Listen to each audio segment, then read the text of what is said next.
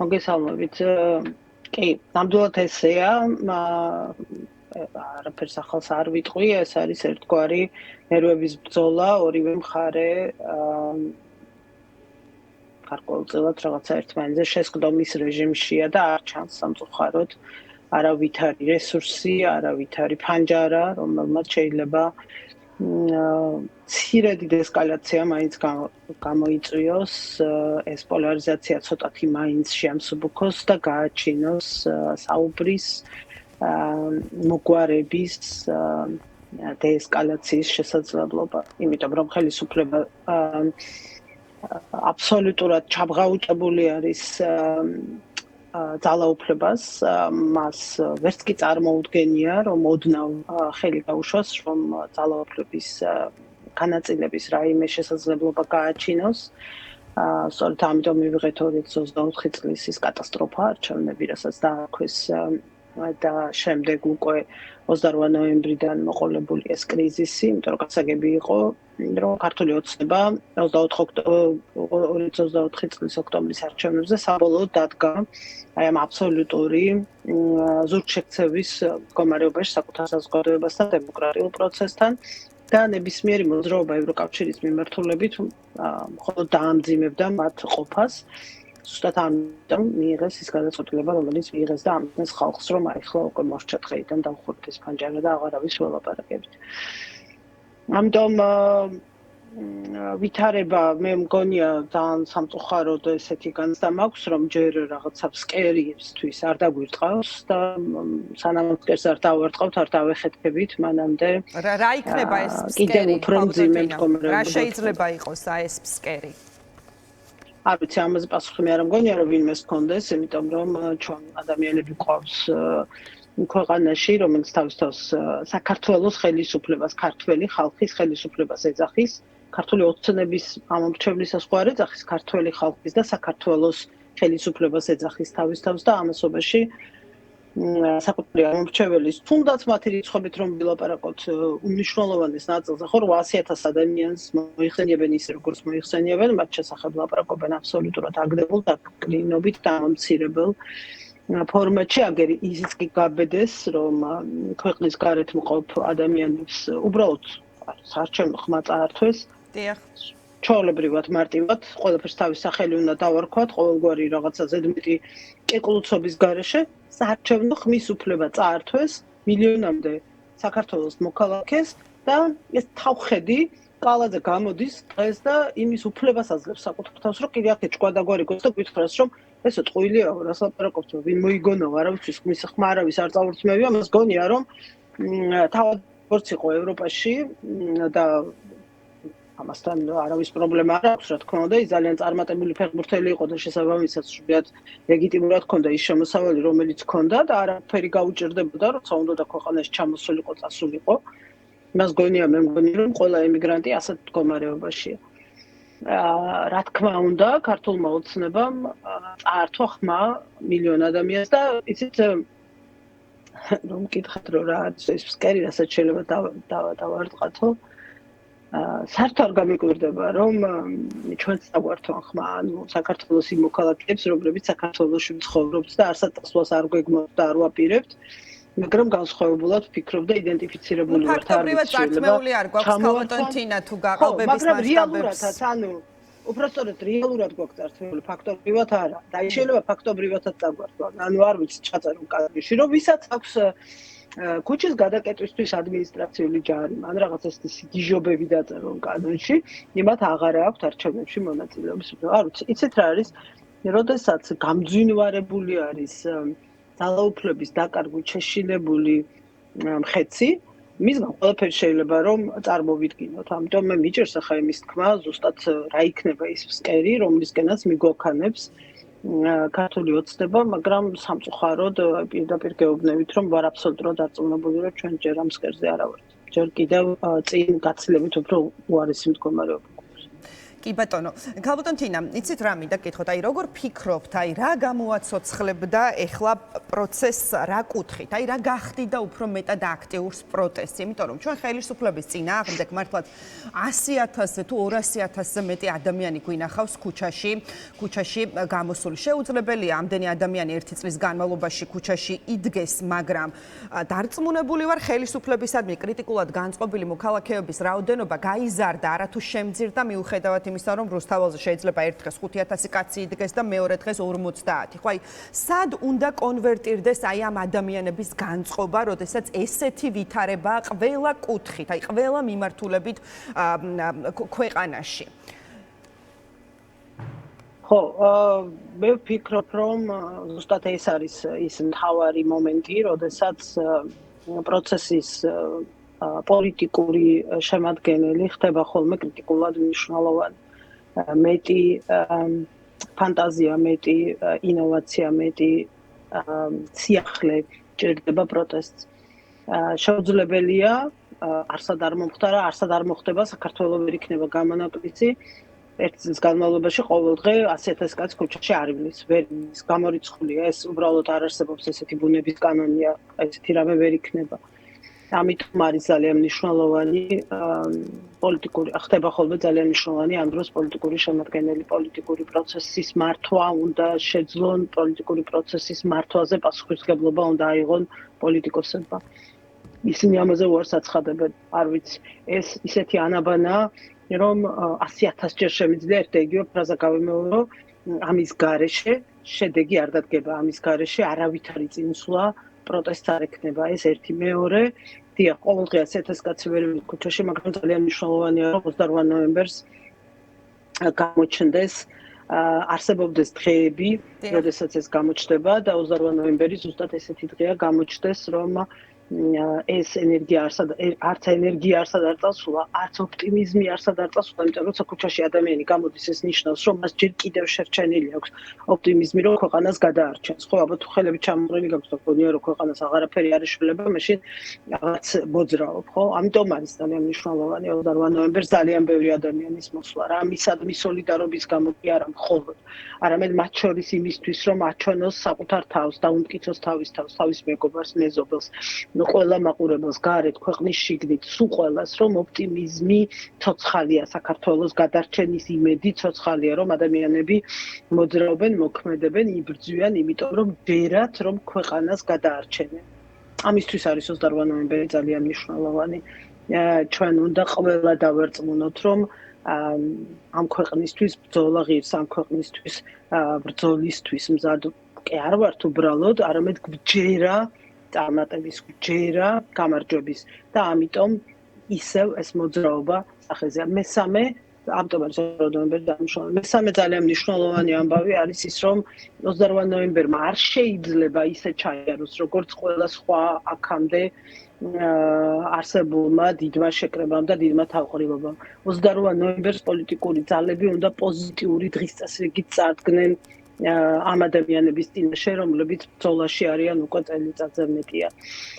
კრიტიკულად მნიშვნელოვანია უალტერნატივო ასეთი პოზიტიური დღის წესრიგის გაჩენა. 28 ნოემბრის შემდეგ ახალი ფურცელი უნდა გადაიჭალოს საპროტესტო მოძრაობაში. არ შეიძლება, ჩვენც არ უნდა გავიჭედოთ ერთ ადგილზე და არ უნდა გავიჭედოთ ერთ წერტილში, როგორც ქართული ოცნება არის გაჭედილი.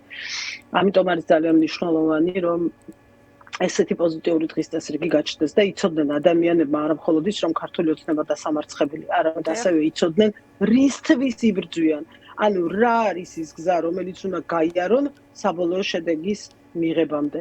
ეს არ ნიშნავს რომ ვიღაცა ახლა რაღაცა ჯადოსნური ჯოხი უჭირავს და ზუსტად იცის 100%-ით 5 დეკემბერს რა მოხდება, 7 დეკემბერს რა მოხდება და 8 იანვარს რა მოხდება, მაგრამ სად შეიძლება ეს, აი რა სივრცეში შეიძლება დაინახონ ფაქტობრივად, აი ყველა სივრცე სადაც შეიძლება არ ვიცი პოლიტიკოსმა თუ იმ ადამიანმა, ვისაც აქვს პრეტენზია იყოს მოქმედი ხელისუფლების ალტერნატივა ისაუბროს თუ მედიას არ ჩავთვლით პირდაპირ ვიტყვი გამქრალია ხო ანუ კონკრეტული არჩევანის გამო არ არიან ანუ არ ვიცი ვერ მოხვდნენ და იმიტომ არ არიან ფაქტი ანუ სადაც პოლიტიკური პროცესი უნდა იყოს ქუჩის მიღმა იმიტომ რომ ქუჩაში ძირითადად მაინც სამოქალაქო აქტივისტებს ხედავთ აი პოლიტიკოსებს არ არის ესე ანუნა არ არის ესე ქუჩის უბრალოდ პარლამენტის გარეთაც არსებობს პოლიტიკური პროცესი რა თქმა უნდა პარლამენტი არის უნიშნელოვანესი შემადგენელი ინსტრუმენტი ამ გზაზე, მაგრამ ის არ არის ერთადერთი შესაძლებლობა იმისთვის, რომ პოლიტიკური პოზიციონირება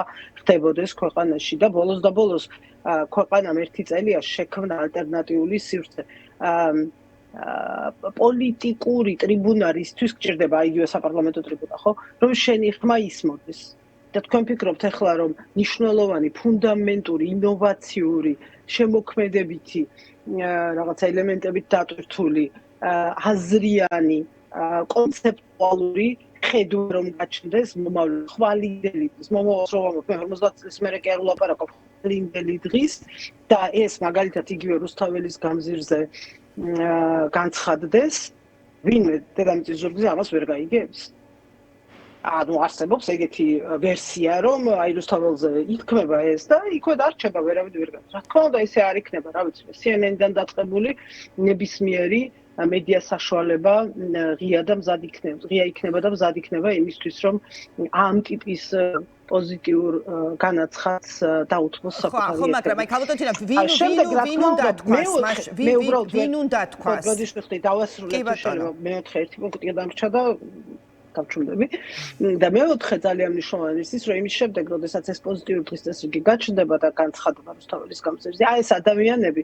პარტიის ოფისებში კი არ უნდა ისხდნენ როგორც რასაც აკეთებენ ისინი გასული წლის გაზაფხულის შემდეგ ანუ იმის შემდეგ რაც აქციების ერთი დიდი მნიშვნელოვანი ტალღა დასრულდა არამედ ცხენებზე უნდა შემჯდარიყვნენ იმ გაზაფხულზე მე ამას მაშინვე ვამბობდი ამიტომ ეხლა პირველად არ ვამბობ ამას ბუნებრივია და მთელი საქართველო ოჯახ უნდა დაეარათ ოჯახ ისე არა პიარულად სოფლებში რომ ჩადიოდნენ არა ოჯახ უნდა დაეარათ დაახლოებით ისე როგორც მაგალითად 2007-8 წლებში დავდიოდით ჩვენ როცა ყველა ოჯახში რა ვიცი მე 5 წლის ბავშვიდან 70 წლის მოხუცამდე შემდეგ უკვე როდესაც აქციებზე მივდიოდით იმიტომ რომ ყველა წინა სამუშაო შესრულებულიყო იმიტომ რომ 10 ჯერ და 100 ჯერ მისულები ვიყავით ამ ოჯახებში უკვე საკუთარ ჭიშკრებთან გვხვდებოდნენ თეთრი ვიცი რა ქვია თავსახვევებით და არ გვეშინია ეწერათ ესეთი მოძრაობა უნდა შექმნან ოპოზიციურმა პოლიტიკურმა პარტიებმა იმისთვის რომ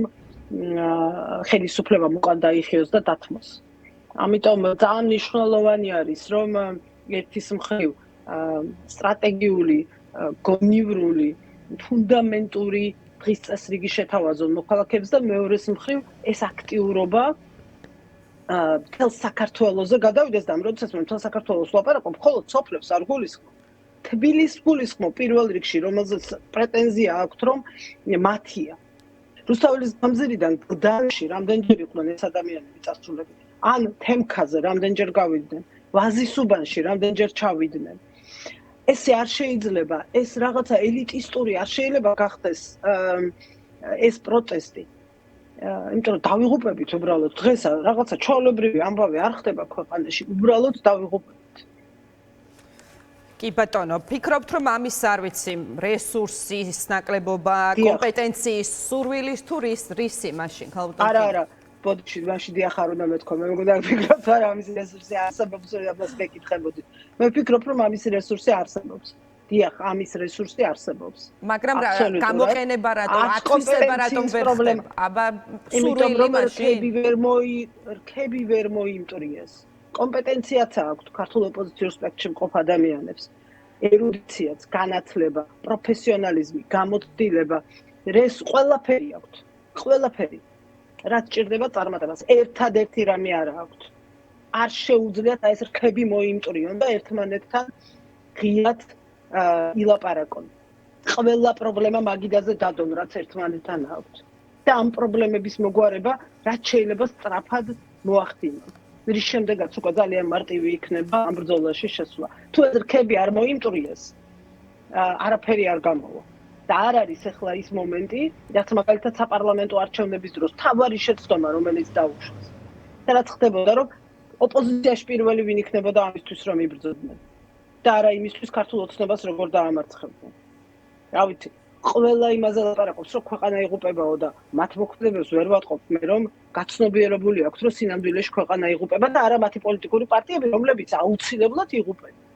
და რომლებიც უბრალოდ გაქრება ძალიან მალე, ფორმალურად გულისხმობ, რა თქმა უნდა, იმიტომ რა თქმა უნდა ქართული ოცნება ამ პროცესს ბოლომდე მიიღოს. კი ბატონო, და ბოლო კითხვა მინდა დაგისვათ ქალბატონ თინა ჩვენს პარტნიორებზე. არ ვიცი, აი ფაქტია, რომ რაღაცა ჩვენს გასაკეთებელს ვერავინ გარედან ვერ გააკეთებს, ხომ? ვერც შეერთებული შტატები, ვერც ევროკავშირი თუ ასე შემდეგ, ვინც ჩვენი მხარდაჭერია აი ამ პროცესში. მაგრამ აი რა არის ის მაქსიმუმი, რა ტიპის მხარდაჭერაც ჩვენ შეგვიძლია მივიღოთ ჩვენი დასავლელი პარტნიორებისგან? აი რაღაცა დამატებითი ინსტრუმენტივით აი ამ ბრძოლაში და ამას მაინც რამდენად ვახერხებთ ეს მინდა გკითხოთ. აი რამდენად ვარწმუნებთ მათ შორის ჩვენ მესმის დიპლომატიაც მესმის დასავლეთიც მესმის, დასავლური ღირებულებებიც, მაგრამ აი რამდენად ვარწმუნებთ, რომ ცოტა უფრო მეტი, არ ვიცი, მკაფიობა თუ რა შეიძლება, სიხისტე, მოდი ასე ვიტყოდი, სიხისტეა საჭირო თანადგომის კუთხით. ხო, იცით რა არის, მე გულწრფელად შემიძლია გითხრათ, რომ სასწორზე რომ დავდოთ შიგნით, რა ქვეყნის შიგნით და ქვეყნის გარეთ ეს პროცესი როგორ წავიდა, ხო? მე მგონია რომ პოლიტიკური პროცესული და თქმა უნდა არ გულისხმობ ქუჩაში მყოფ ადამიანებს ამას ცალსახად ვამბობ პოლიტიკურ პროცესზე ვლაპარაკობ რა ერთმნიშვნელოვნად უსწრებს საგარეო ფრონტი ქვეყნის შიგნით განვითარებულ პოლიტიკურ პროცესს კიდევ ერთხელ ხაზს უსვამ ერთმნიშვნელოვნად წინ არის დასული ის რაც ხდებოდა რა რეაქციაც მივიღეთ გარედან არაღიარების პოლიტიკამ იმუშავა გაამართლა თავისი როლი შესრულა რა ვიცი მე ამაზე მეტი რა შეიძლება და რა არის მეგობრობა თუ არა ის პარტნიორობა რასაც ჩვენ ვუყურებთ როგორც ევროპის სახელმწიფოებიდან ასევე ამერიკის შეერთებული შტატებისგან მაგრამ ზუსტად ისევე როგორც საპროტესტო მოძრაობა რაღაც ეტაპზე ესეც თითქოს გაიყინა ხო ყველას განცდა გვაქვს რომ აი სადღაცამდე მივედით ძალიან აქტიური იყო პროცესი და მე გაჩერდა ეს მეგობარი აქტიც ჰაერშია გამოკიდებული ბოდიში გაწყვეტინებთ ქალბატონ თინა ამასაც იგივე მიზეზი აქვს ანუ ენერგია საქართველოსდან აღარ მიდის პოზიტიური ენერგია აღარ არის ჩვენ ხო სულ ამაზე ვლაპარაკობდით ჩვენ ის ადამიანები რომლებიც პოლიტიკურ პარტიებში არა ვართ რომლებიც პოლიტიკურ ხელისუფლებაში მოსვლას არ ვაპირებთ არ გეგმავთ მაგრამ აქტიურად მუშაობთ დასავლურ სამყაროსთან საქართველოს გადარჩენისთვის ხო ჩვენ სულ ამ ყველა წასვლა წამოსვლის წინ ბრიუსელში იქნება ეს თუ ვაშინგტონში და რა ვიცი მე ფაქტიურად ჰაერში ვცხოვრობ უკვე აღარც ნერვები მაქვს აღარც ენერგია მაქვს აღარ შემიძლია თვითფრინავის აეროპორტის სასტუმროს დანახვა მაგრამ ყველა ერთი დღეს უკვე იმ ეტაპზე ვართ, როდესაც აღარავინ არ სვავს კითხვებს პროტესტზე. ეს ყველამ გაიგო. ამაზე კითხვები აღარ არის, ყველაფერი ნათელია ყველასთვის. ქართული ოცნება როგორ იქცევა, ნათელია ყველას. აღარავის აღარ აინტერესებს ქართული ოცნების კრიტიკა. ყველამ ჩვენზე კარგად იცის. რაზე სვამენ კითხვებს? ქალბატონი, რა აინტერესებს? თავი კითხვა ის არის, შემდეგი ნაბიჯი რა არის ქართული პოლიტიკური სპექტრის. მათაც ისევე როგორც ჩვენ ამ ქვეყნის მოქალაქეებს გვჭირდება კიდევ ერთხელ გავიმეორებ ამ წყობს პოზიტიური დღის წესრიგი ჩვენ გვჭირდება პოზიტიურად გაწერილი ხვალე ზეგ 1 თვე 6 თვე 1 წელი იმისათვის რომ გადავრჩეთ და ამას ითხოვს ყველა ამ დღეს დასავლეთ შეუძლია მხარი ყველაზე აქტიურად და ქმედითად დაგვიჭიროს ამაში პოზიტიური დღის წესრიგის განხორციელებაში მათ ეს შეუძლიათ კი ბატონო მაგრამ არ არის თავარი ამბავი არ არის თავარი ამბავი პირველად ხდება საქართველოში პროტესტი უამრავჯერ ყოფილა მაგრამ აი ესეთი მდგომარეობა არასოდეს არ ყოფილა მეორე მხარეს და ამიტომ ყოველთვის გაცილებით მარტივი იყო დასავლეთისთვის ოპოზიციური სპექტრის მხარდაჭერა გვერდში დგომა ხელის ბიძგება დახმარება დღეს ეს არის ფაქტიურად ძალიან გართულებული. კი ბატონო, ძალიან დიდი მადლობა. მადლობა ქალბატონ თინა, მადლობა თინა ხიდაშელი პასუხობდა ჩვენს შეკითხვებს.